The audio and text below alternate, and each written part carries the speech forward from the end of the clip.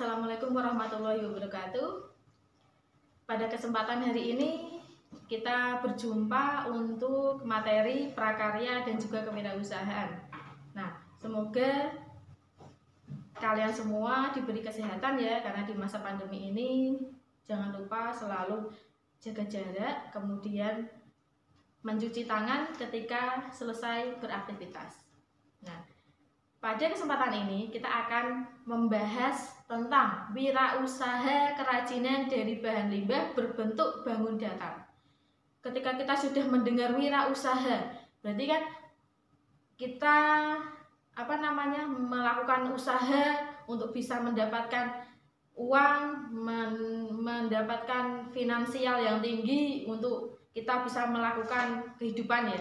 Karena semuanya itu membutuhkan uang untuk melakukan sesuatunya. Wirausaha kerajinan dari bahan limbah berbentuk bangun datar itu ada 3. Dimulai dari perancangan dulu. Kita harus merancang usaha dan kerajinan dari bahan limbah berbentuk bangun datar itu, merancang apa saja limbah-limbah yang bisa dimanfaatkan, kemudian bisa untuk dibuat kerajinan, kemudian limbah itu nanti aman untuk ketika dimanfaatkan dengan skala panjang lama, jangka lama, itu nanti dia bisa tahan lama. Setelah itu sistem produksi usaha kerajinan dari bahan limbah berbentuk bangun datar. Berarti sistem produksinya itu seperti apa? Nanti kita menggunakan teknik tradisional kah atau teknik modern kah? Nah, setelah itu kita melaporkan kegiatan usahanya. Ketiga itu kita bahas satu persatu dulu ya. Perencanaan, ketika kita melakukan perencanaan suatu usaha, apa yang harus kita mulai terlebih dahulu? Yaitu apa? Ide. Ide itu penting sekali untuk seseorang melakukan wirausaha. Ide dan peluang usaha kerajinan dari bahan limbah berbentuk bangun datar. Kita memiliki ide apa untuk limbah? Contohnya saja, kita memiliki di pasar itu sangat sekali banyak limbah-limbah yang dibuang. Contohnya saja sayuran, kemudian plastik. Nah, itu nanti kita bisa manfaatkan untuk kerajinan seperti apa, bahan-bahan limbah seperti ini. Nah, itu nanti kita bahas lagi selanjutnya. Kemudian sumber daya yang dibutuhkan dalam usaha kerajinan. Sumber dayanya nanti, sumber dayanya kita didapatkan dari mana? Ternyata kita dari bahan yang tidak digunakan. Jadi kita bisa manfaatkan, bisa digunakan lagi sehingga tidak mubazir ketika di alam. Kemudian perencanaan administrasi usaha kerajinan dari bahan limbah berbentuk bangun datar. Perencanaan administrasi itu juga penting. Kenapa kok bisa penting? Nah, itu ketika kita kan itu tidak menggunakan uang untuk, karena kita memanfaatkan bahan limbah. Iya, ketika kita mendapatkan bahannya saja, itu emang tidak menggunakan administrasi, tetapi ketika produksi, kemudian pengolahannya, kemudian quality controlnya, kemudian setelah itu promosinya, kita juga membutuhkan promosi untuk orang-orang itu tahu produk kita, hasil-hasil kerajinan kita itu seperti apa. Nah, itu butuh administrasi yang dijalankan. Setelah itu perencanaan pemasaran usaha. Nah, setelah administrasinya, uang atau dana kita, modal kita itu berapa, kita perencanaan pemasaran. Nanti kita pasarkan di mana atau hasil-hasil kerajinan kita itu, ataukah di toko, di pasar, kemudian di sosial media. Nah, itu kita harus tahu. Kemudian yang kedua, yang pertama tadi perencanaan usaha, yang kedua sistem produksinya. Nah, itu sistem produksi juga sangat penting karena kita harus mengetahui sterilisasi produk itu atau tidak, kemudian aman atau tidak. Yang pertama, aneka produksi kerajinannya. Berarti kan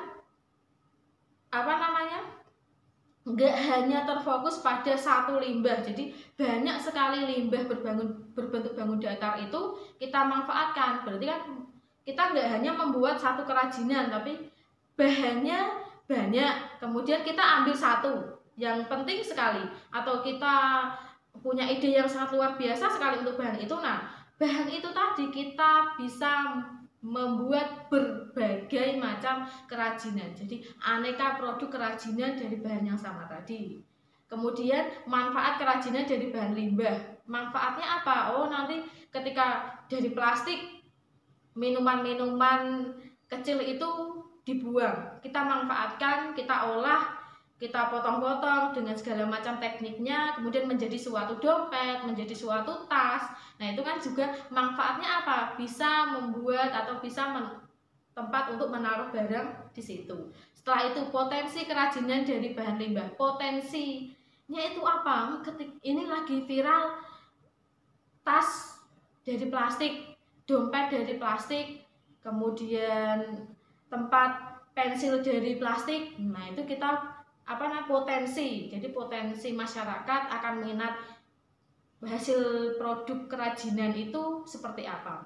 Kemudian perencanaan produksi kerajinan. Kita harus merencanakan nanti produksinya membutuhkan waktu berapa lama, kemudian membutuhkan tenaga berapa, kemudian administrasi atau dana yang dikeluarkan berapa, promosinya harus bagaimana. Jadi kita harus memiliki perencanaan produksi dengan sangat matang. Kemudian selanjutnya kelima, alat dan bahan yang dibutuhkan. Penting sekali karena alat yang digunakan itu mempengaruhi proses produksi dari kerajinan tersebut. Keenam, proses produksinya kerajinan dari bahan limbah berbentuk bangudata. Nah, proses produksi juga mempengaruhi juga.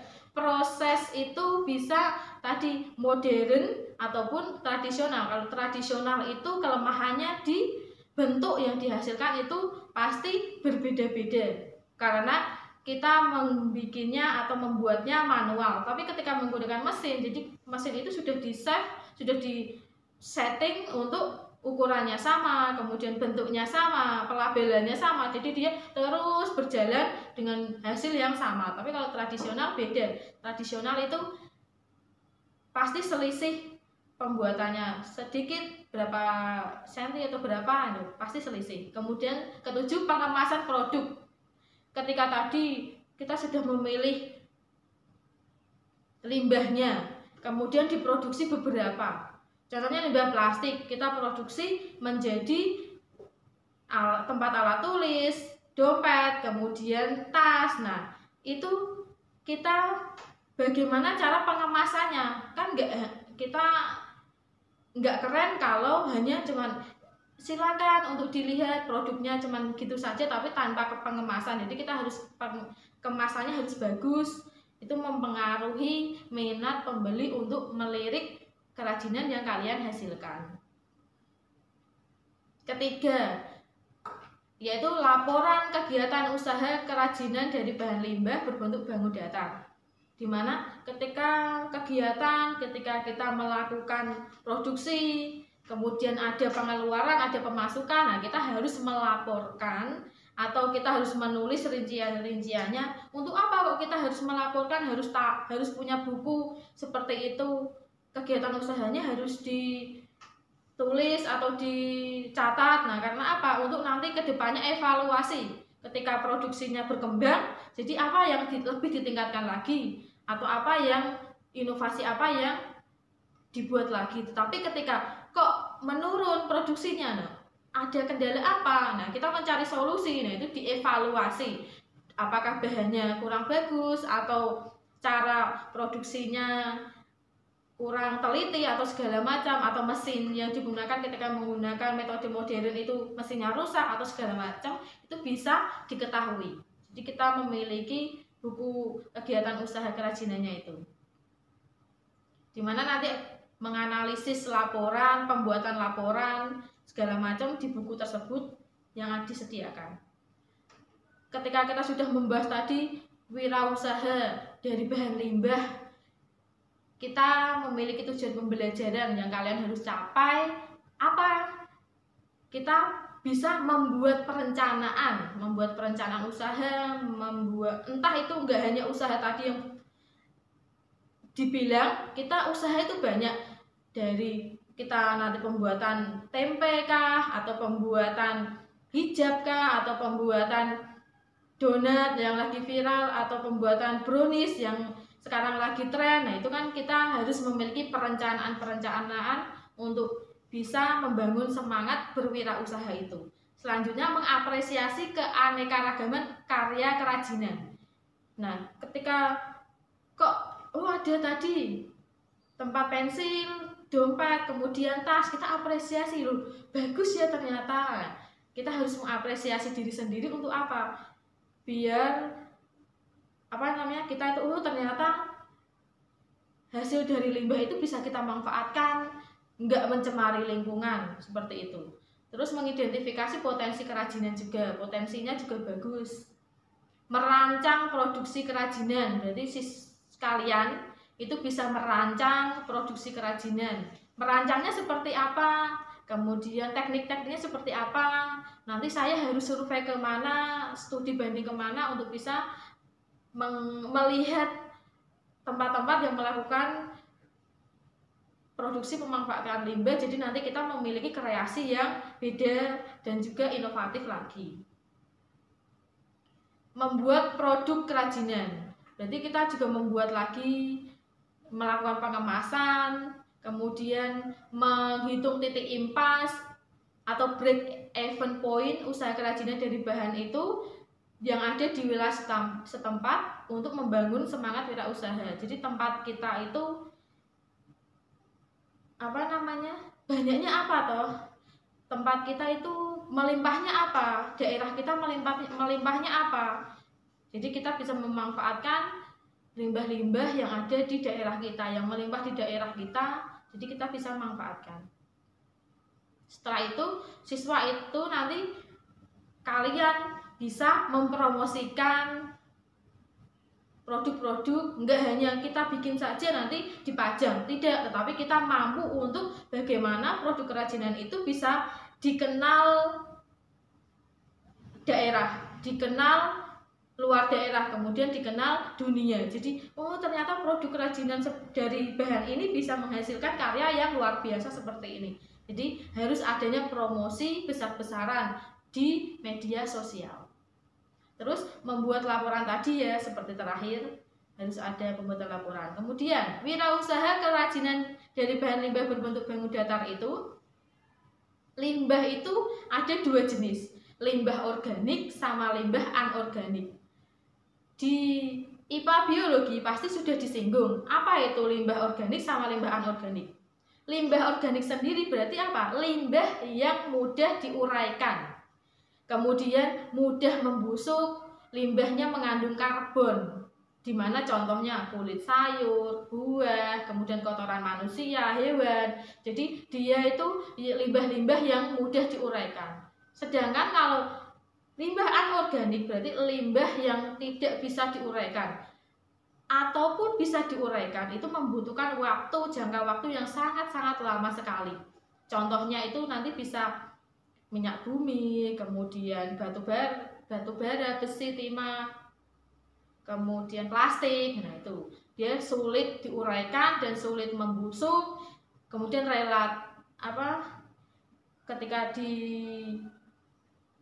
ketika bisa diuraikan itu juga membutuhkan waktu yang sangat lama. Nah, limbah-limbah anorganik itu berasal dari kegiatan industri bisa, kemudian kalau di pertambangan bisa, dari domestik bisa, seperti atau sampah rumah tangga juga bisa, seperti botol, kemudian kaleng bekas, plastik, karet, itu juga limbah-limbah dari anorganik. Pecahan-pecahan gelas itu termasuk. Kemudian limbah organik yang dapat didaur ulang, contohnya sampah plastik, kaca. Berarti ada limbah-limbah anorganik yang bisa dimanfaatkan untuk didaur ulang, dibuat kerajinan. Itu apa? Plastik, logam, kaca, plastik, dan juga kaleng. Limbah-limbah organik ini dapat dipilah-pilah sesuai kebutuhan. Jika dinilai limbah-limbah ini atau hasil-hasil kerajinan ini nantinya tidak layak dipakai, maka limbah organik itu dapat dilebur. Kalau bisa dinilai layak, jadi kita manfaatkan. Jika limbah sudah beralih manfaat menjadi barang kerajinan, sudah menghasilkan suatu kerajinan yang sangat bagus, maka secara ekonomi nilainya juga akan meningkat. sangat membantu untuk perekonomian. Jadi nanti kita memilih antara mana limbah anorganik, mana limbah organik. Jadi kita pilah-pilah. Jadi kita memilah untuk nanti ketika kita memiliki tujuan, saya pengen memanfaatkan bahan limbah, ataupun kita memiliki gaya hidup memilah-milah sampah anorganik, organik, jadi kita bisa menghasilkan dari pemilahan tersebut. Limbah bangun datar. Apa itu limbah bangun datar?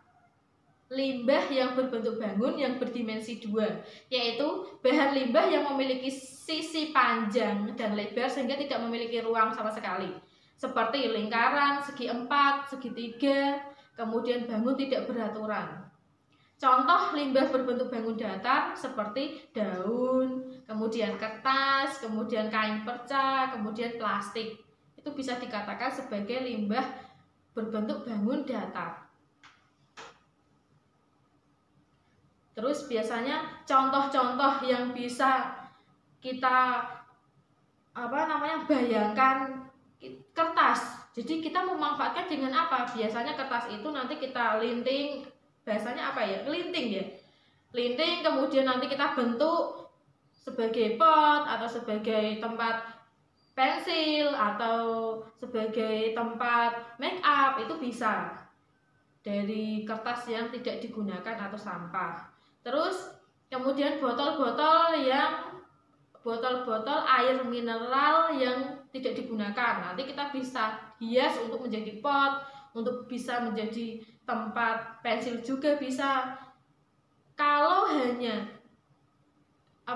biasanya botol satu ketika disobek nanti sudah bisa jadi pensil, itu tidak memiliki estetika yang tinggi, tapi kita bagaimana memodifikasi si botol itu bisa bagus, orang itu memandangnya indah dan melirik untuk meminang barang itu berada di ruang kerja atau di rumah.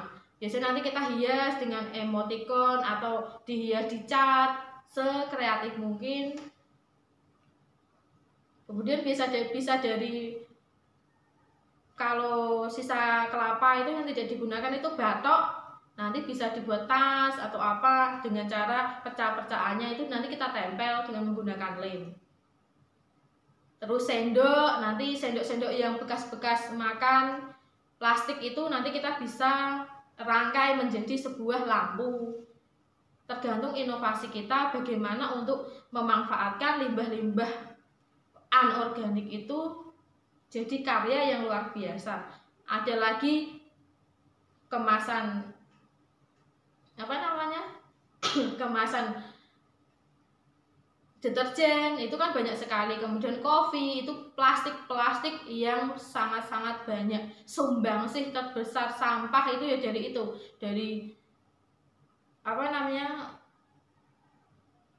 plastik kecil-kecil yang kita konsumsi, minuman.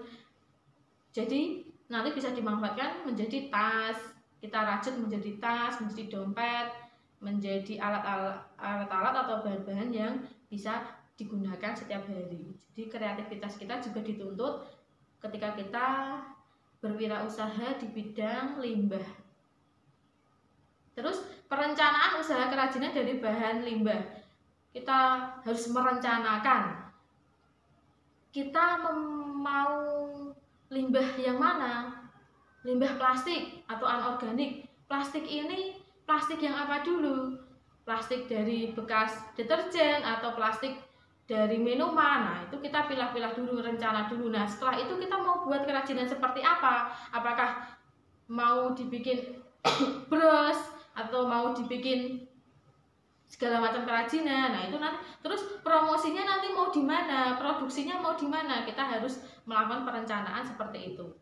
Dimulai dari ide dan peluang dulu yang tadi ya.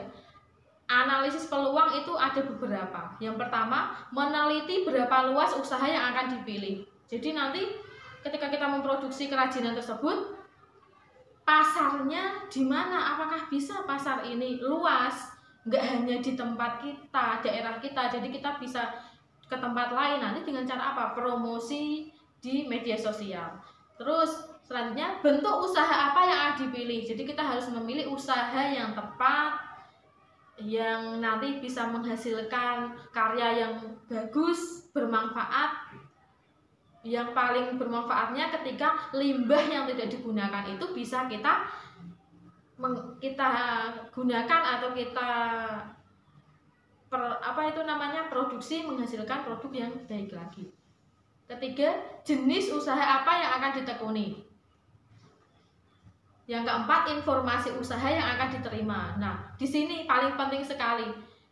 Biasanya kalian nanti searching siapa sih pengusaha-pengusaha yang di bidang ini. Jadi kalian sering melihat, sering mencari informasi usaha yang informasinya nanti dia promosinya di mana, promosinya bagaimana. Nah, itu sangat-sangat sekali penting. Selanjutnya, ada atau tidaknya peta usaha yang akan menguntungkan. Jadi nanti ketika kita ke daerah sini minat untuk fashion dari produk kita tinggi atau tidak. Kalau tidak berarti kita beralih ke yang lain atau bahkan kita promosi sangat-sangat promosi yang sangat cepat atau promosi terus-menerus kepada tempat yang belum mengenal produk kita. Jadi mereka, oh ternyata produk ini bagus ya, bermanfaat ya. Pemetakan potensi usaha, dimana kita pemetakan potensi usaha itu ada namanya analisis SWOT. Analisis SWOT itu yang artinya Strength, Weakness, Opportunity, Threat, dimana dia adalah suatu kajian terhadap lingkungan internal atau eksternal perusahaan, dan analisis ini didahului oleh proses identifikasi faktor eksternal dan internal untuk menentukan strategi terbaik. Kemudian dilakukan pembobotan terhadap tiap unsur SWOT berdasarkan tingkat kepentingannya. Nah, kok bisa seperti itu? Karena apa? Satu, strength itu berarti kekuatan, aspek kekuatan. Kekuatan dari si pengrajin atau wirausaha tadi, kemudian dari hasil karya yang dihasilkan, kekuatannya bagus atau tidak, kemudian bisa dipasarkan tidak, layak atau tidak. Nah, kemudian kelemahan. Nah, kelemahannya itu seperti apa? Produk dari hasil yang kita hasilkan, produk kerajinan yang kita hasilkan itu dia memiliki kelemahan atau tidak. Biasanya disimpan dalam beberapa lama dia terdapat jamur atau tidak, rusak atau tidak, mengelupas atau tidak. Jadi kita mencari tahu kelemahannya. Setelah itu peluang. Jadi peluang, opportunity, itu peluang dari kerajinan itu nanti akan di mana, di daerah mana peluangnya tinggi atau tidak. Setelah itu threat, ancaman. Ancaman itu biasanya ketika kita sudah memproduksi, produksi kita berkembang, hasil kerajinan kita sudah dilirik banyak orang, akan tetapi melejit dikenal banyak orang, pasti ada namanya ancaman atau pesaing-pesaing yang akan menghasilkan produk yang sama pada kita. Jadi kita harus menjaga keaslian, kemudian orisinil, kemudian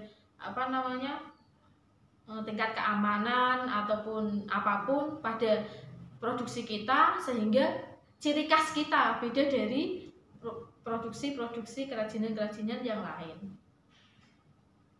Terus analisis SWOT itu digunakan untuk mengetahui langkah-langkah yang perlu dilakukan dalam pengembangan usaha produk kerajinan sebagai alat penyusunan strategi.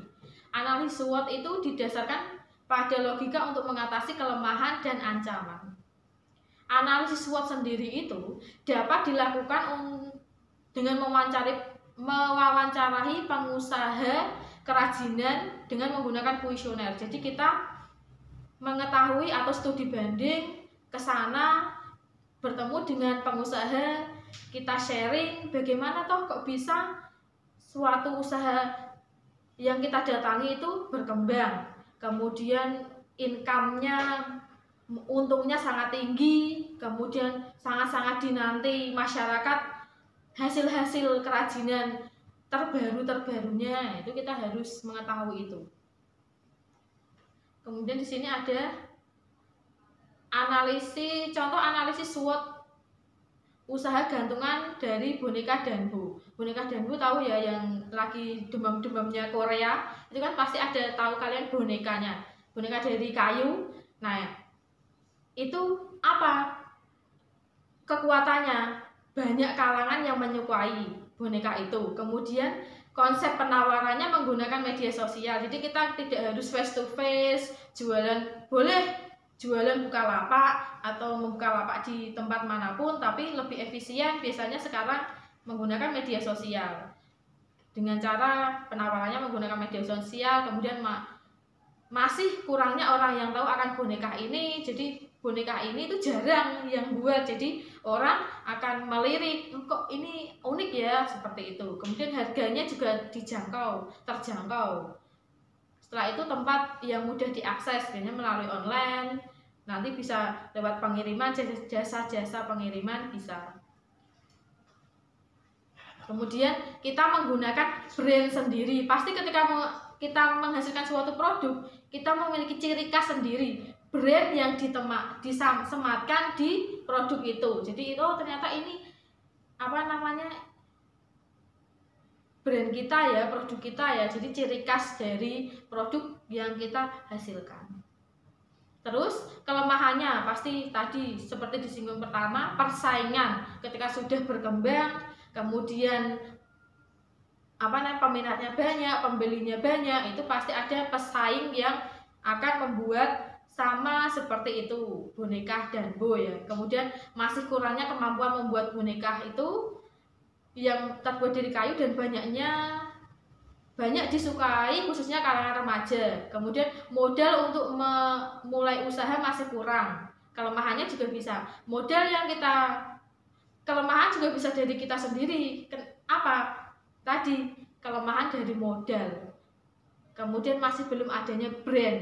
Tadi ketika memiliki brand itu kekuatan, tapi ketika belum memiliki brand itu kelemahan. Kenapa? Karena nanti bisa diplagiasi banyak orang. Kemudian kesempatan itu ada daya inovatif dan kreasi. Usaha ini memiliki kesempatan besar untuk menguasai pasar dan bisnis online. Berarti kreativitas, kemudian inovatif, barang-barang hasil kerajinan limbah itu sangat-sangat mempengaruhi untuk menguasai pasar. Nanti ketika diposting di suatu media sosial dengan keterangan segala macam, kemudian pelayanannya yang ramah, kemudian hasilnya atau foto yang dihasilkan itu bagus, itu juga mempengaruhi orang-orang minat dan membeli. Setelah itu belum banyak orang yang membuat boneka seperti itu tadi. Jadi masih jarang. Jadi orang minatnya masih tinggi. Memberi lapangan pekerjaan bagi warga sekitar. Kan kita tidak mungkin memproduksi sendiri.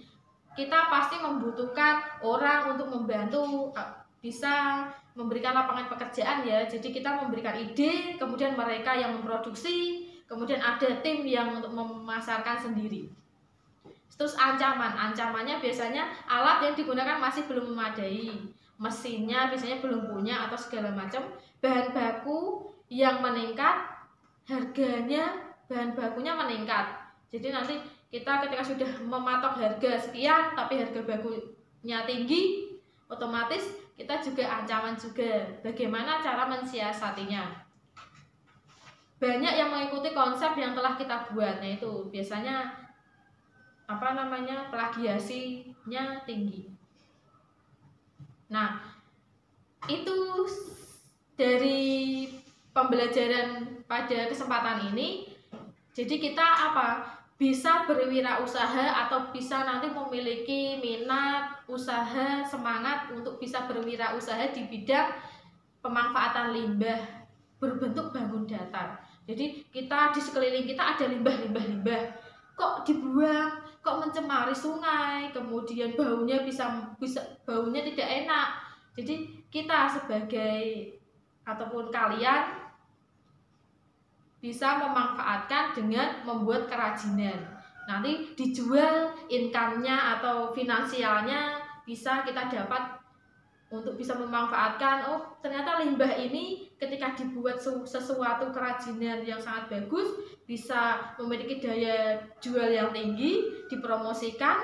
Setelah itu masyarakat memakai, jadi apa, income pada kita merasa bangga, oh itu tas yang kita produksi, oh itu tas yang apa namanya kita produksi dengan teman-teman, itu bisa dipakai dan juga bermanfaat bagi orang. Jadi rasa bangga pada kita itu bisa memanfaatkan dan juga tidak mencemari, mengurangi pencemaran lingkungan dari bahan-bahan limbah entah itu organik atau anorganik.